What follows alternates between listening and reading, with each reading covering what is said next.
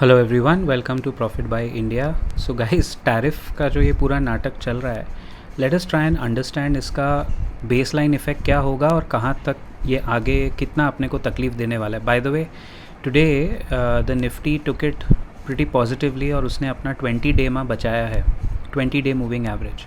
जब मार्केट ख़राब खबर और वर्स खबर पे भी शॉर्ट टर्म मूविंग एवरेजेस के नीचे नहीं फिसलते हैं, that's usually a very good sign. First sign आज फर्स्ट तो निफ्टी को गया, फर्स्ट 1-0 हो गया स्कोर लाइन। अगर वैसे फुटबॉल के एंगल में देखेंगे, मार्केट ने अपने आप को आज बहुत संभाल के, only the stocks which were tariff affected were falling. But let's understand basically क्या है। US has imposed baseline tariff blah blah blah. India पे वो 26% था, वो बाद में शाम तक क्लैरिफाई हुआ कि वो 27% है। सबसे बड़ा टैरिफ लगा है चाइना पे विच इज़ 54%, वियतनाम 46, एंड पूरा नया ग्लोबल ट्रेड वॉर शुरू हो गया। इससे होता क्या है कि बहुत सारे लोग बोल रहे हैं, well thought of, well read people, that इससे इंडिया को एक अपॉर्चुनिटी है। भाई वियतनाम का 46 है, हमारा 26 है। तो भाई वियतनाम का स्केल ऑफ मैन्युफैक्चरिंग अलग है। अगर हम ऐसा कुछ सामान बना के बेच सकते हैं यूएस में, तो जिससे हमारे एक्सपोर्टर को फ़ायदा हो, 26% टैरिफ में निकल जाए सामान, तो ही वो आइडेंटिफाई करना पड़ेगा ना। टेक्सटाइल का पूरा सेक्टर इंडिया में था, वो तो हमने खो दिया, वो पूरा बांग्लादेश को दे दिया। बांग्लादेश भी अभी टेक्सटाइल मतलब अट्रैक्टिव नहीं है, क्योंकि बांग्लादेश पे 37% टैरिफ है। सो ऐसे देखा जाए तो फिर इंडिया, जापान, साउथ कोरिया, हम सब, वो जापान और साउथ कोरिया 24% पे है, इंडिया 27% पे, सिमिलर रेंज में है।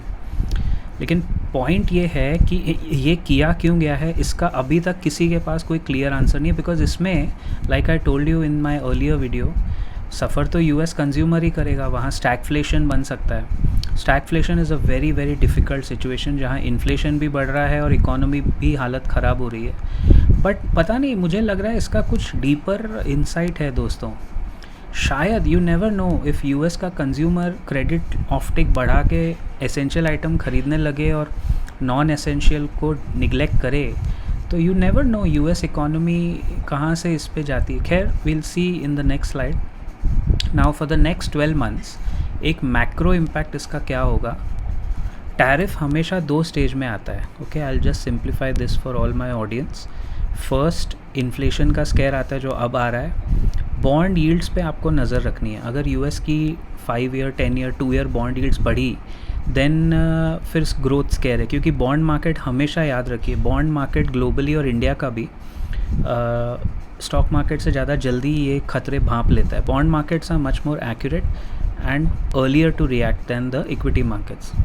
बताइए, ये बात एक्सपीरियंस से हम लोग ने भी देखी है, और आप किसी भी बाज़ार के एक्सपीरियंस्ड ट्रेडर या इन्वेस्टर या मार्केट फॉलोअर को पूछेंगे, वो यही कहेगा।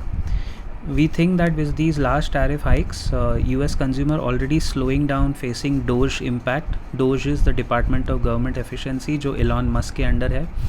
Growth impact will begin to dominate from here on. After the announcement, the US Treasury yields actually dropped, suggesting that growth concerns are beginning to dominate inflation concerns. तो अभी fade के पास कोई option शायद नहीं बचेगा, उनको रेट काटने पड़ेंगे, बट रेट कटेंगे और इन्फ्लेशन बढ़ेगा, that's not a great combination. वो स्टैगफ्लेशन की तरफ जाएगा। जहाँ तक इंडिया का सवाल है, goods export to the US are at $80 billion.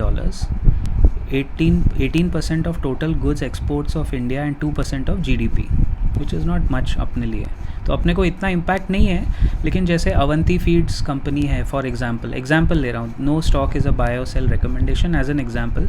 सबसे अच्छा एक्सपोर्ट क्वालिटी का जो प्रॉन्स है, झींगा जिसको बोलते हैं, वो अवंती फीड से जाता था और वो स्टॉक काफ़ी ऊपर चल गया था। 300 350 वाला 900 पे चल गया था, अब वो गिरा क्योंकि उन पे ज़बरदस्ती लगा दिए गए टैरिफ। तो अभी उनका मार्जिन बचाना, मार्केट हमेशा उसी तरह रिएक्ट करता है ना, कि तुम्हारा प्रॉफिट मार्जिन ही अगर 15-20% है और तुम पे टैरिफ लगा दिया 12-14%, तो बिज़नेस कहाँ बचेगा।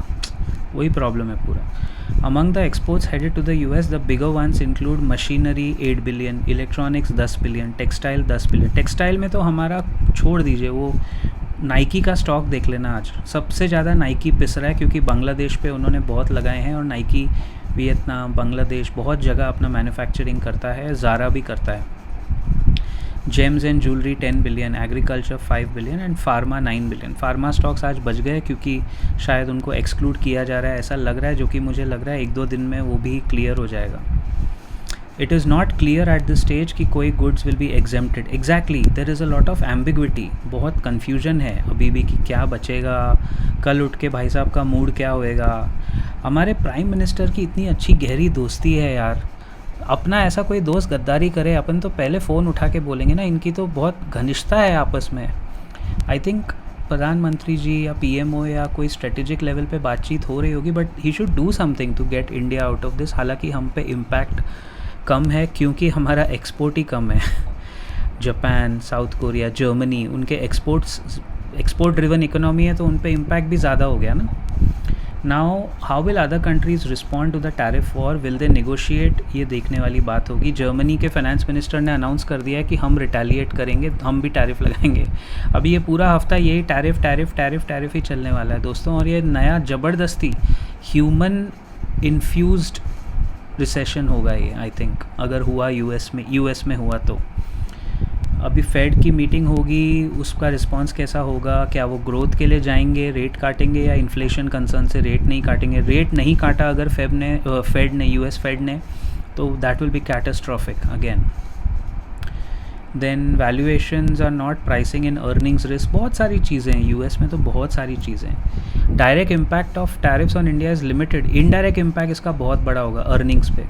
क्या होता है कि globally weak overall global growth is likely to weigh on India's exports and adds to the top line growth. जैसे 2/3 of India's top line is link to the global growth, ये एक प्रॉब्लम है। अगर दुनिया में मंदी छाई, जिसके असर अभी तो 50-50 लग रहे हैं, मे बी 60-40 लग रहे हैं रिसेशन के, तो डायरेक्टली या इनडायरेक्टली फिर भाव बढ़ते हैं ना, कमोडिटी प्राइस बढ़ती है। जैसे अभी अगर कोई कॉफ़ी मेकिंग कंट्री जो यूएस इंपोर्ट कर रहा है ब्राज़ील से, ब्राज़ील पे वैसे लगाया नहीं है, 10% ही लगाया है, लेकिन भाव बढ़ते क्यों हैं? क्योंकि टैक्स या टैरिफ लगता है, तो कंज्यूमर के लिए भाव बढ़ते हैं, तो वो इम्पैक्ट तो अपने घुमा फिरा के देश में आ सकता है। We are not yet clear.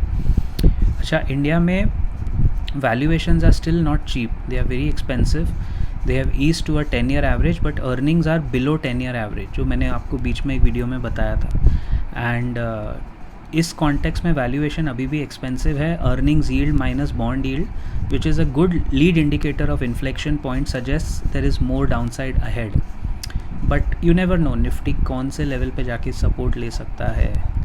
Portfolio allocation में बहुत अच्छा पॉइंट है ये, we are positioning for a global risk off मतलब जब इस तरह की अनसर्टेनिटी आती है तो पैसा फिर सेफ़ एसेट्स में जाता है। जैसे आई थिंक अराउंड $7 ट्रिलियन, हाँ हियर दिस, $7 ट्रिलियन बैठा है सेफ़ एसेट्स में फ़िलहाल ग्लोबली, यूएस का पैसा। वो रिस्क ऑफ का इंडिकेटर है, अभी तक वो पैसा कभी ना कभी बाज़ार में आएगा। डॉलर इंडेक्स 102 पे आ गया है, तो अगर वो 100 के नीचे डॉलर इंडेक्स जाता है तो इंडिया में एफआईआईज़ वापस बुलिश हो सकते हैं। तो keep an eye on dollar index. Now this agency says we maintain a defensive bias, यानी investor should position for a global risk off. We are overweight. ये पर्टिकुलर जो मैं रिपोर्ट पढ़ रहा हूँ इसमें 5-6 ब्रोकरेजेस का एक एनालिसिस बताया। तो मोटा they are overweight on cyclicals with a reasonable valuation, low margins, defensive cash proxies like consumer companies, telecom, pharma, ये वहाँ का बता रहे हैं, ये लोग यूएस का बता रहे हैं। Cyclicals with depressed margins like cement, chemical, QSR, and we are underweight cyclicals on industrial, metals and PSUs। तो अब देखा जाए तो ओवरवेट अंडरवेट ये ग्लोबल सेंटिमेंट आपको बता रहा है। आईटी का बहुत बुरा हाल है, अंडरवेट है, बिकॉज आईटी में देखो इन्फोसिस, मैंने पहले ही आपको कहा था, जब 1450 तक अगर आए, between 1400 and 1450, Infosys is very attractive. तो आईटी में शायद ये साल टाइम पास हो या निकल जाए या गिरे, और किसी ने माना नहीं था ना जब 2000 पे था इन्फोसिस की वो गिर सकता है। मैंने डंके की चोट पे जनवरी में आपको बताया था ये गिरेगा, इसकी हिस्ट्री है। Infosys, HDFC bank, Reliance, Bajaj finance, ये ऐसे स्टॉक्स हैं 25 मेरे पास दोस्तों, जिनको मैं पिछले ऑलमोस्ट 20-25 साल से ट्रैक कर रहा हूँ। इनकी प्राइस चार्ट जब मैं देखता हूँ तो वो चार्ट लिटरली आपसे बात करती है, द चार्ट स्पीक्स। इन्फोसिस 2000 पे गया, मतलब फ़िलहाल के रेंज में it's a given shot, and I am happy कि जिसने अगर शॉर्ट किया होगा तो आपने काफ़ी कमाया होगा उसमें, क्योंकि वो तो अभी 1500 पे आ गया।